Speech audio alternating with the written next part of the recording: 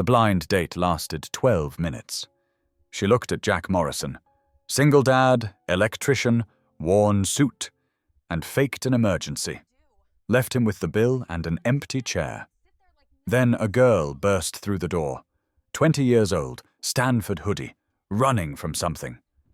She scanned the cafe, saw Jack sitting alone, and made a choice. Crossed the room. Dropped into the empty seat. "Can you be my husband?" Jack stared at this desperate stranger half his age. Outside, Christmas snow fell soft and white. Inside, two broken people sat at a table where Hope had just walked out. The thing about miracles, they never start the way you expect. Jack had learned to measure rejection by the speed of exit. His date tonight, Vanessa something, set up by a well-meaning co-worker, had clocked in at under 15 minutes from greeting to goodbye. She'd ordered water, glanced at his calloused hands twice, asked what he did for a living, and invented a work emergency before the waiter could return with menus. The fake apologetic smile was almost worse than honesty would have been. Now he sat alone at the Snowflake, a cafe that tried too hard with its twinkling lights and cinnamon-scented candles, watching couples laugh over shared desserts. The ceramic mug in front of him had gone cold 20 minutes ago. He should leave. Sophie was home with the babysitter, probably already asleep with her stuffed elephant tucked under one arm. But something kept him in the chair. Maybe just the need to finish what he'd started. Even if it was only a cup of coffee, nobody wanted to share. The door opened with enough force to send the little bell clattering.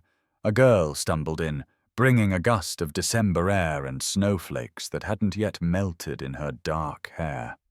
She wore a Stanford hoodie 3 sizes too big, jeans with a torn knee, and the kind of panic that made people do stupid things. Her eyes swept the cafe once, twice landed on Jack's solitary table. For a moment, she just stood there, breathing hard enough that he could see it from across the room. Then she moved. 4 strides, no hesitation, and she was sliding into the chair Vanessa had abandoned, her hands flat on the table like she needed to anchor herself to something solid. "I'm so sorry," she said, voice low and urgent. Please, I need you to pretend we know each other. 5 minutes, please." Jack opened his mouth to respond, but movement outside the window caught his eye. A black sedan idling at the curb. In the driver's seat, a man in a suit, watching. And on the sidewalk, a woman in her late 40s, elegant in the way money makes effortless, scanning the cafe's interior with the focused intensity of someone who knew exactly what she was looking for. The girl saw his gaze shift. "My mother," she whispered. "She can't find me. Not yet. I'll explain everything, I swear. The cafe door opened again. The woman stepped inside, and the air seemed to reorganize itself around her presence, not because she demanded it, but because everything about her, from the cut of her coat to the way she held her silence, spoke of someone used to being listened to. "Emma!" The name landed like a period at the end of a sentence. "What are you doing here?" The girl, Emma, stood abruptly, and Jack found himself standing too, some old instinct about not letting people face things alone overriding common sense. Emma's hand found his arm, her grip tight enough to leave marks. "Mom, this is Jack, my boyfriend. We've been seeing each other for 2 months." The silence that followed could have filled a canyon. Margaret Whitmore's gaze moved from her daughter to Jack, taking in his off-the-rack suit, his work boots, the coffee stain on his collar from this morning when Sophie had hugged him too enthusiastically. He watched her catalogue him in under 5 seconds and find him wanting. "Emma!" Margaret said again, and this time the word carried warning. "We have a dinner. Damien is waiting. Tell Damien I'm busy." Emma's voice shook, but she didn't let go of Jack's arm. "Tell him I'm with someone else. You don't even know this man." "I know enough." Margaret's phone buzzed. She glanced at it, and something shifted in her expression. A calculation being made, priorities being shuffled. We'll discuss this later. I need to take this call. She turned for the door, then paused. Emma, don't make me regret giving you space. The moment the door closed, Emma sagged into her chair. Jack sat down slower, trying to piece together what had just happened. The girl looked young enough to be in college, scared enough to be running from something real, and desperate enough to drag a stranger into whatever mess she'd made of her life. I'm sorry, Emma said again. She pulled the hood down, revealing a face that would have been pretty if it wasn't currently arranged in an expression of pure panic. I know this is insane. I saw you sitting alone and you looked… She trailed off, searching for words. Safe. You looked safe. Jack picked up his coffee, remembered it was cold, set it down. Safe. That's what every guy wants to hear on Christmas Eve. The ghost of a smile crossed her face. I meant kind. You have kind eyes. And you have terrible judgment if you're asking strangers to be your fake boyfriend. Husband, Emma corrected. I asked if you could be my husband. You asked if I could be. I'm pretty sure my answer is no. She fished a phone from her pocket, tapped the screen a few times, and turned it to face him. $10,000. A month? For 3 months. All you have to do is pretend we're serious. Show up to a few dinners. Let my family see I'm not available. Jack looked at the number on the Venmo screen. $10,000 would cover 3 months of rent, Sophie's therapy sessions, the dental work she needed next month. It would mean not having to choose between groceries and the school's winter program fee. Why me? Because you're real. Emma's hands were shaking. She pressed them flat on the table to steady them. Everyone in my world wants something from me. You're the first person in 3 years who didn't know who I was when you looked at me. I still don't know who you are. Emma, I work in tech, and I need someone who'll see me as a person, not a… She stopped herself. It doesn't matter. Will you help me? Jack thought about Sophie's drawing this morning, the one taped to the fridge. Good luck on your date, Dad. Stick figures of the two of them, holding hands under a rainbow. She'd drawn a heart between them and signed it with her careful 7-year-old handwriting. I have a daughter, he said. 7 years old. Whatever this is, she doesn't get hurt. That's the line. Emma nodded quickly. I'd never hurt a kid. And if this gets complicated, we stop. Clean break. Deal. He should walk away. Every reasonable part of his brain was screaming at him to walk away. But the money was real, and his daughter's needs were real, and sometimes desperation looked like a girl in a coffee shop asking a stranger to save her from something she couldn't name. 3 months. Jack said. Then you figure out your life without me in it. Emma's smile was genuine this time, bright enough to make her look even younger. Thank you. Really, I know this sounds crazy. It is crazy. He pulled out his phone. Give me your number. If we're doing this, we need to get the story straight before your mother starts asking questions. As Emma typed her contact information, Jack's phone buzzed with a notification. An email from Neural Edge AI, the tech company he'd contracted with last month for some electrical work on their new server facility. They needed emergency repairs. 2 weeks, on site in San Francisco. $15,000. He accepted without reading the fine print.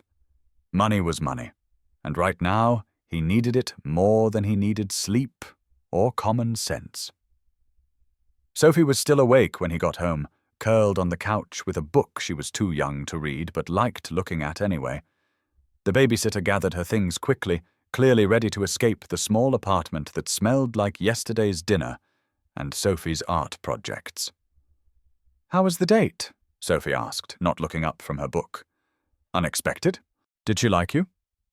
Jack thought about Vanessa's quick exit, Emma's desperate proposal, Margaret Whitmore's calculating stare. It's complicated, kiddo. That means no. Sophie turned a page. Mrs. Henderson says complicated is what grown-ups say when they don't want to explain things. Mrs. Henderson is very wise. Can we have pancakes tomorrow? It's Christmas. Pancakes it is. Sophie finally looked up, and Jack saw his late wife in the tilt of her head, the way she studied him like she could read thoughts he didn't know he was having. You look sad, Dad. Just tired. Mom used to say tired and sad feel the same sometimes. 4 years since Lisa died, and Sophie still carried her in ways that broke Jack's heart.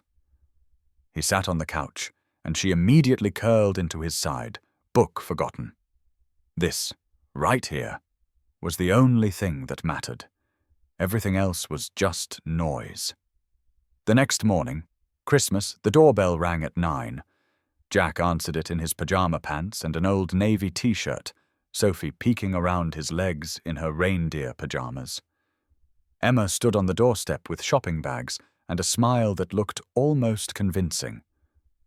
"Merry Christmas," she said. Then her gaze dropped to Sophie. "You must be Sophie. Your dad told me about you." Sophie stared. "You're really pretty.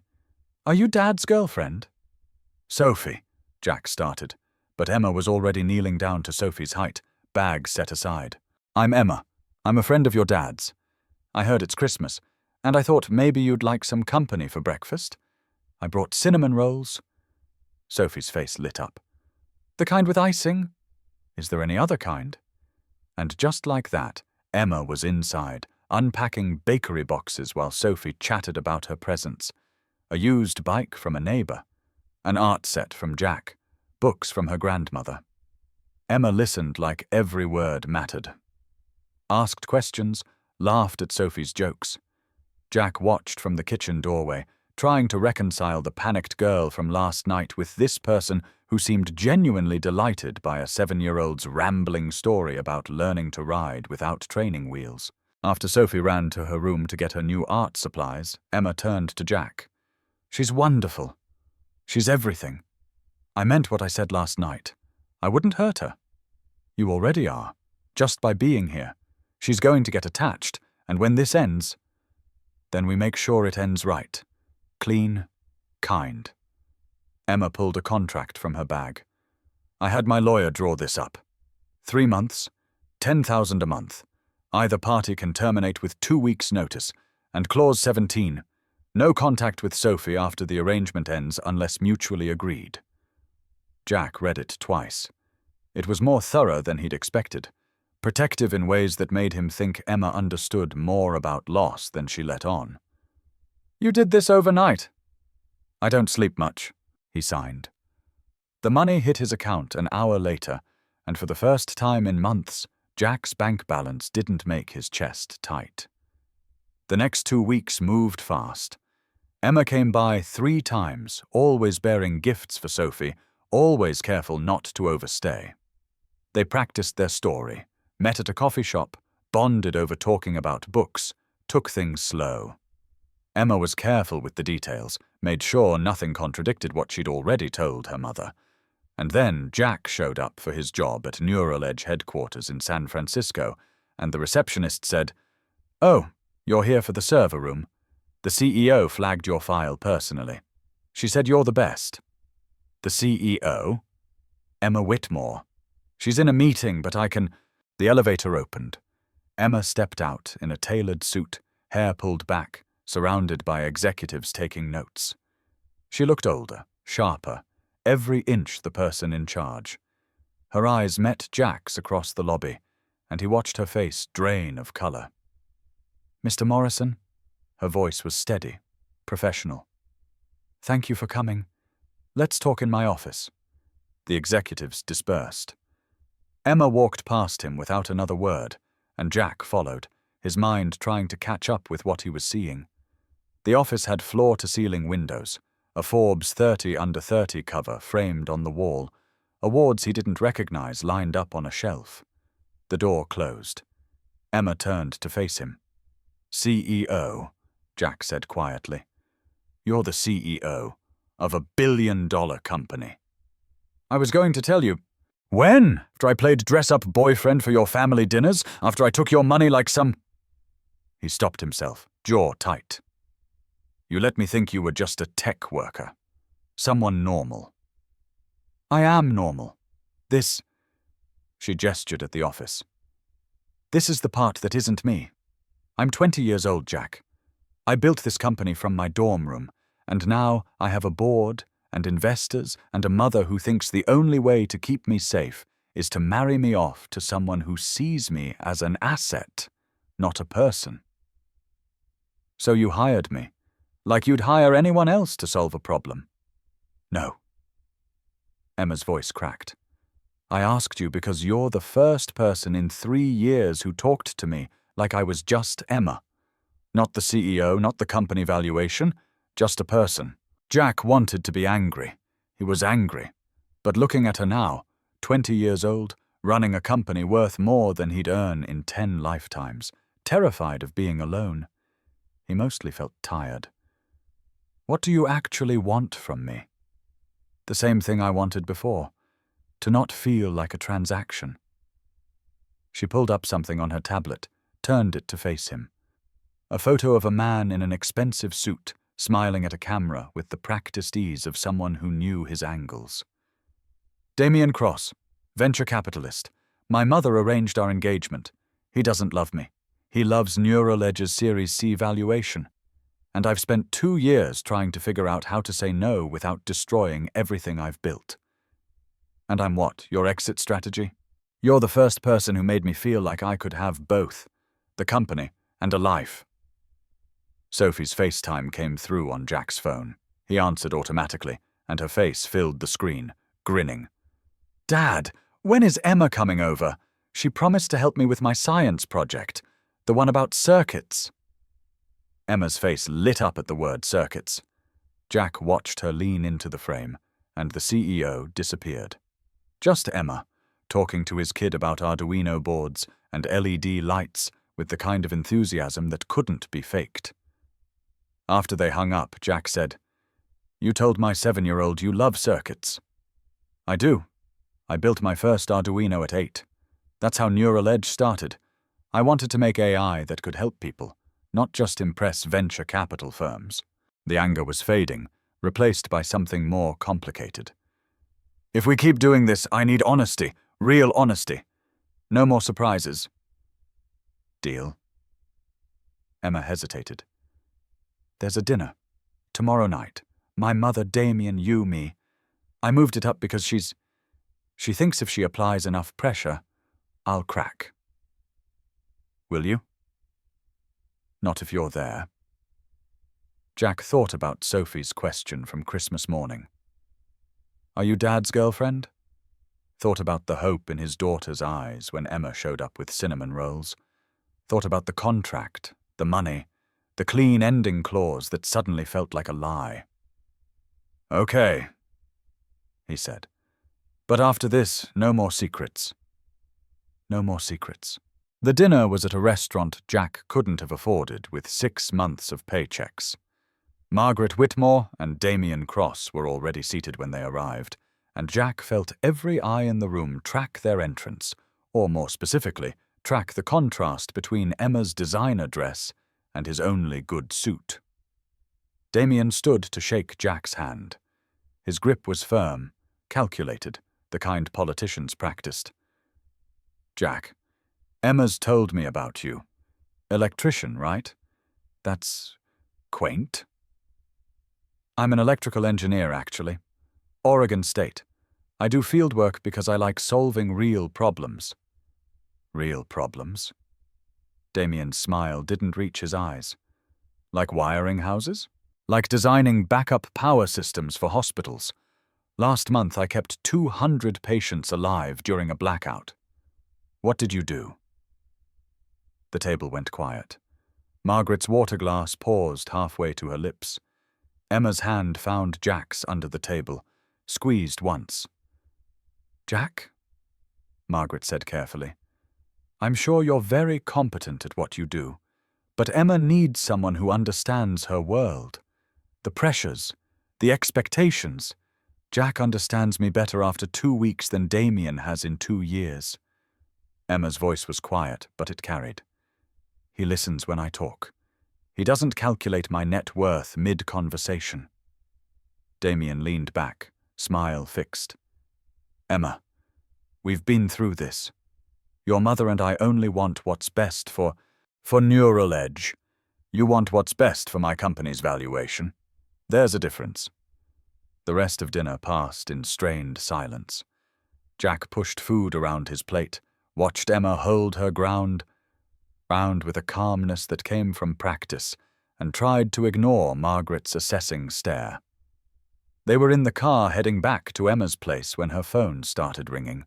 Not the soft buzz of a normal call, but the rapid-fire vibration of a crisis.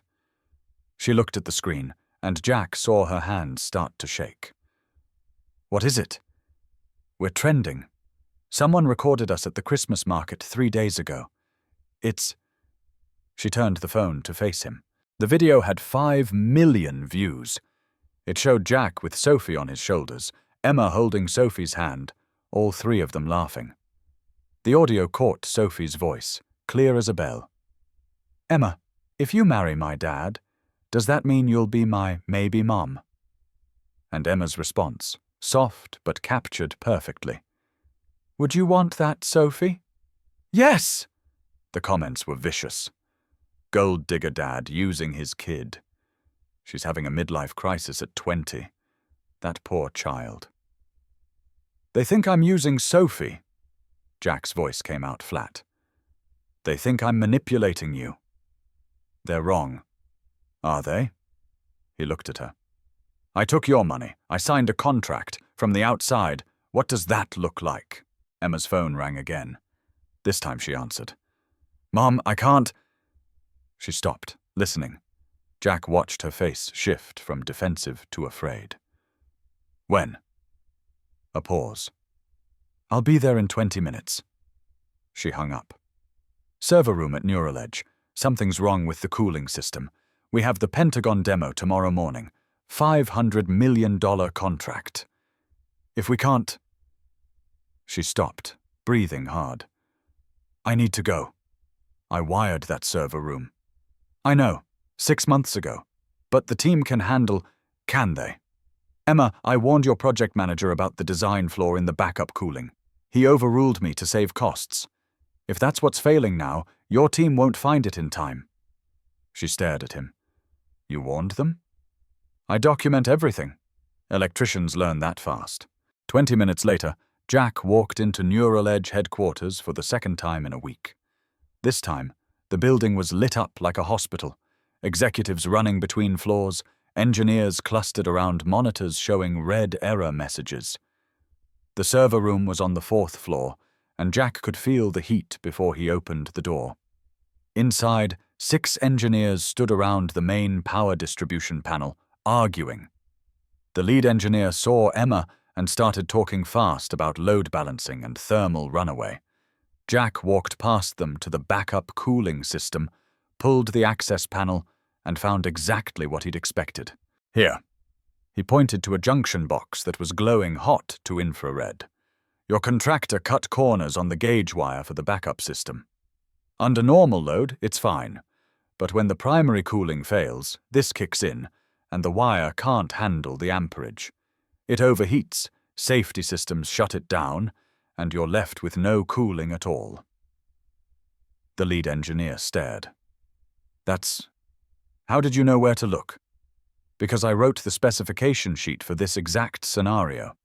Your project manager rejected it. Jack pulled out his phone, found the email thread, and held it out. March 15th. I told him this would fail under stress. He said the budget couldn't support the upgrade. Emma read the email over his shoulder. Her face went very still. How long to fix it? 4 hours if I can get the parts. 6 if I have to improvise. The demo's at 8 a.m. It's almost midnight. Jack looked at the room full of engineers, at the executives watching from the doorway, at Emma's face trying to hold together.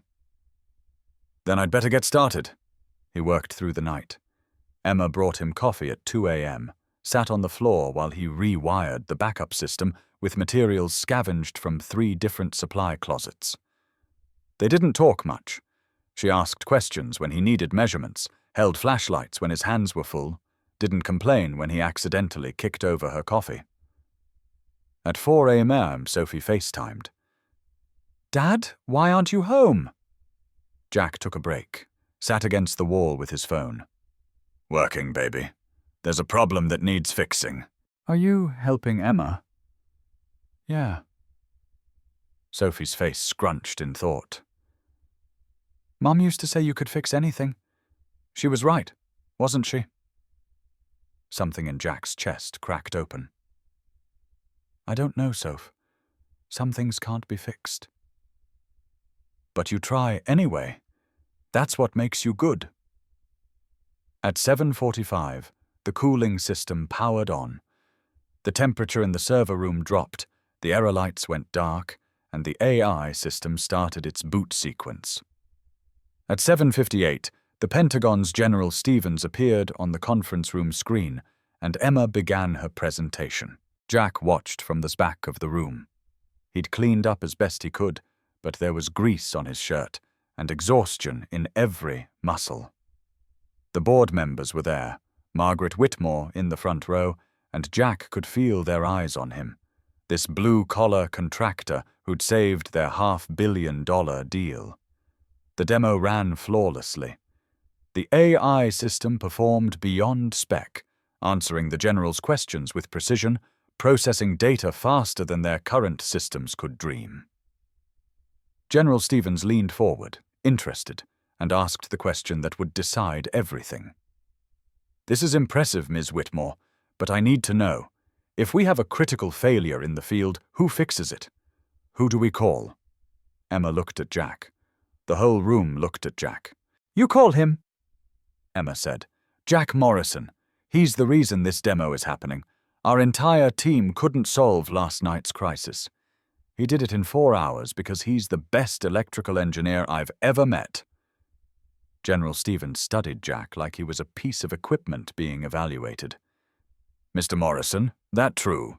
You fixed this overnight? Yes, sir. Why'd it break in the first place? Cost-cutting on essential infrastructure? I flagged it 6 months ago. Recommendation was overruled. The general looked at Emma's team, then back at Jack. And you came back to fix it anyway. Why? Because the alternative was watching good work fail for stupid reasons. General Stevens smiled. Neural Edge, you've got a deal. On one condition. Mr. Morrison here is your chief technical officer. I want his name on every system we deploy. Non-negotiable. The room erupted. Board members stood, clapping. Margaret Whitmore's face showed something Jack couldn't quite read, and Emma was crying, trying to hide it and failing. After everyone left, after the contracts were signed and the champagne was opened, Jack found Emma sitting on the floor of the empty server room, still in her presentation suit. I don't want to be CTO, he said. I know. I have a daughter, a life in Portland. I can't just... I know, but I do love you. The words came out easier than he expected. Which is the stupidest thing I could do because you're 20 years old and brilliant, and you should be with someone who... Emma kissed him. It was clumsy and desperate and tasted like salt from crying. And when she pulled back, she said, I love you too. And before you tell me all the reasons that's impossible, I need you to know. I'm stepping down as CEO. What? No. Emma, you can't. I'm staying on the board, hiring a COO to run operations. I'm 20 years old, Jack. I've never had a day off. I want to figure out who I am outside of this company, and I want to do it with you and Sophie. If you'll have me. You don't have to give up your life for me. I'm not giving it up. I'm finally choosing it. The next 3 months were a negotiation between 2 lives that shouldn't fit, but somehow did. Emma moved to Portland, got a small apartment near Jack's, took a role as Neural Edge's chief innovation officer, still involved but sustainable. Sophie fell in love with Emma slowly, then all at once, the way kids do when they find someone who sees them. Margaret Whitmore showed up unannounced one Tuesday, found Emma teaching Sophie basic coding in Jack's kitchen, and said quietly, I was 19 when I met your father. My parents hated him. We fought for 2 years to be together. She looked at Jack. I judged you unfairly. You're not using my daughter. You're letting her breathe. Damien Cross sent a graceful email withdrawing from the engagement, ending with, "She deserves someone who sees her for her, not her company. That's you." The tech blogger who'd started the scandal issued a public apology. "I rushed to judgment. Jack Morrison is a hero, not a villain." And Sophie, wise beyond her 7 years, asked one night while Emma was braiding her hair, "Emma, do you like macaroni and cheese? Because Dad makes the best macaroni and cheese." Emma laughed, crying, "I love macaroni and cheese." "Good. Then you can stay for dinner. And maybe forever." 1 year later, on Christmas Eve, Jack reserved the Snowflake Café, the whole place, just for them. Sophie had decorated it with paper snowflakes she'd made herself, hung them from the ceiling like stars. Emma walked in at 7 p.m., expecting dinner, and found Jack on one knee at the same table where they'd met. "Wait," Emma said, laughing, and pulled out her own ring box. "I had a plan." They proposed at the same time.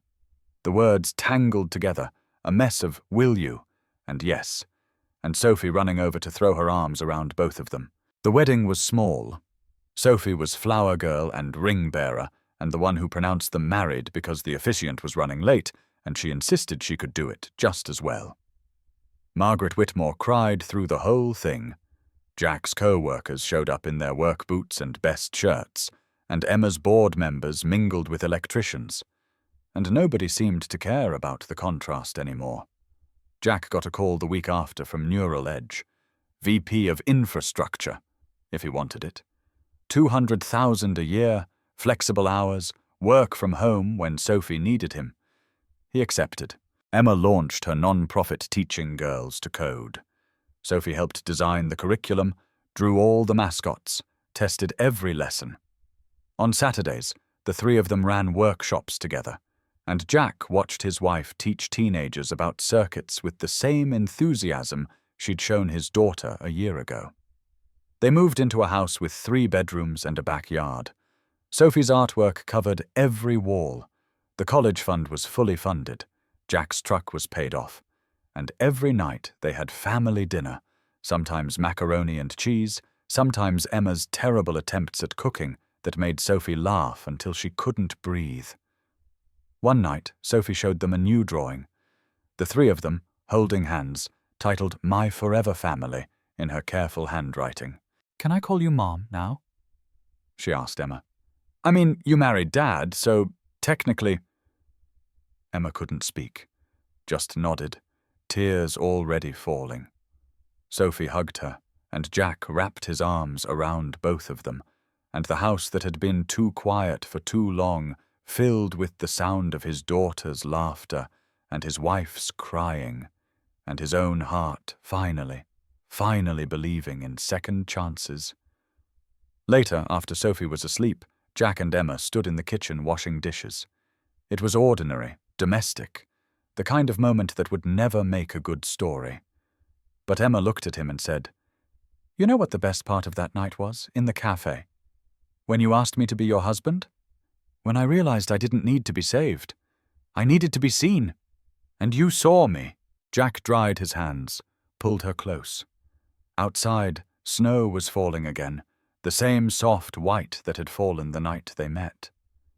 But inside was warm, and his daughter was safe upstairs, and his wife was in his arms, and for the first time in 4 years, Jack Morrison believed that maybe broken things could heal if you gave them enough time and love and honest effort. The Snowflake Café installed a small plaque by their table the next month, where Jack met Emma, where everything changed. Christmas 2024. Sophie insisted on visiting it once a month, just to make sure it was still there. Emma always ordered cinnamon rolls. Jack always ordered coffee he wouldn't finish. And every time, they'd sit at that table and remember that sometimes miracles show up looking like disasters, and the best things in life start with the wrong question asked by the right person at exactly the right time.